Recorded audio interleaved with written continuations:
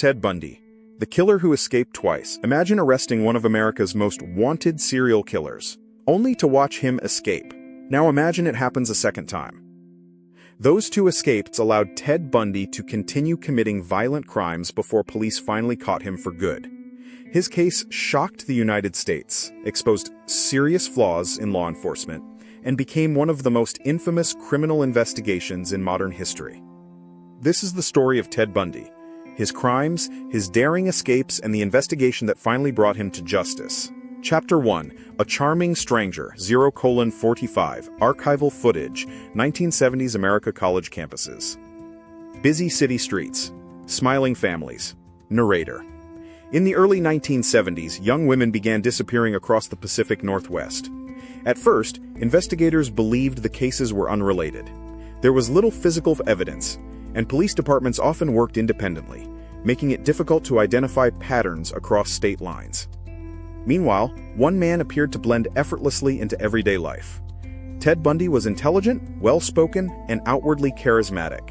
He studied at university, volunteered in political campaigns, and worked at a crisis hotline.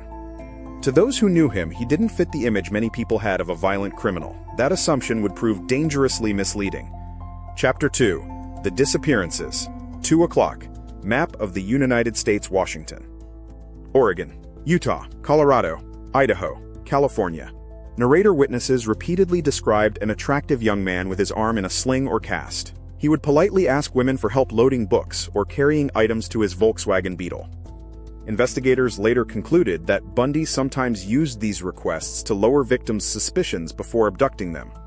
By the time police realized the cases might be connected, numerous women had disappeared. Authorities ultimately linked Bundy to at least 30 murders committed between 1974 and 1978, though investigators have long believed the true number may never be known. Chapter 3.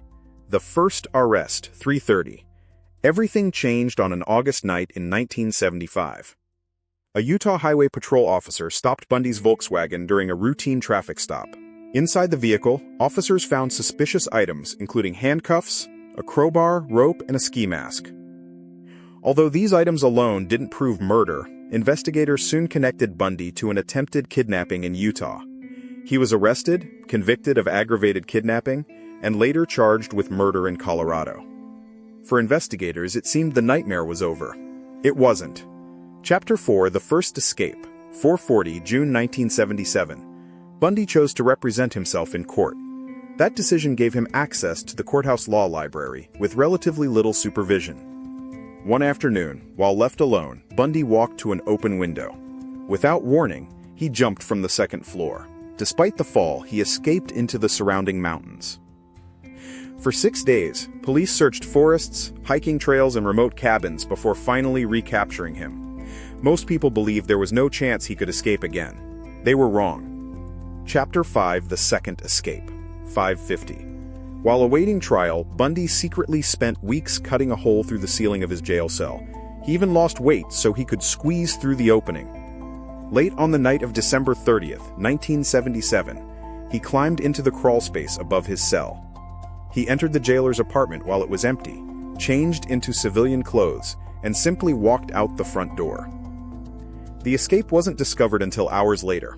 By then, Bundy had boarded buses and begun traveling east. His destination, Florida. Chapter 6. Florida, 7 o'clock. Within weeks of arriving in Tallahassee, Bundy committed a series of violent attacks, including an attack inside the Chi Omega sorority house and another assault nearby. Weeks later, 12-year-old Kimberly Leach disappeared and was later found murdered. These crimes dramatically intensified the nationwide search for Bundy and generated hundreds of new leads. Law enforcement agencies across the country were now looking for the same man. The hunt was closing in.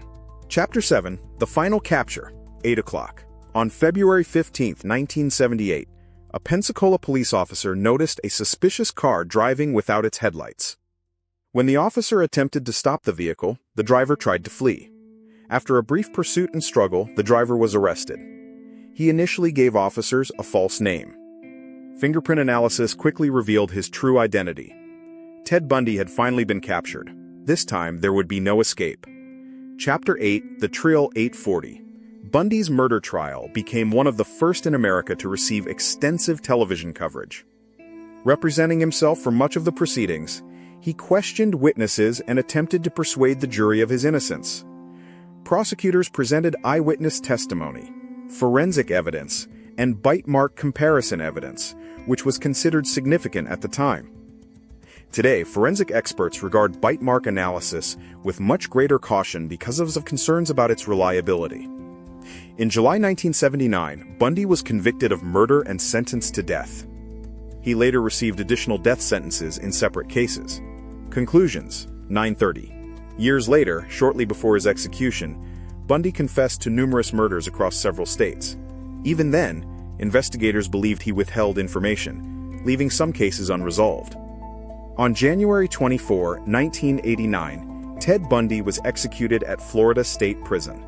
His crimes changed criminal investigations in the United States, highlighting the need for better communication between law enforcement agencies operating in different jurisdictions.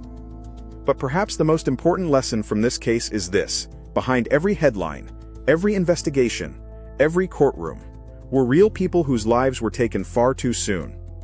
Their stories deserve to be remembered far more than the man who committed these crimes. If you found this documentary informative, consider subscribing for more carefully researched true crime and historical investigations. And as always, thank you for watching.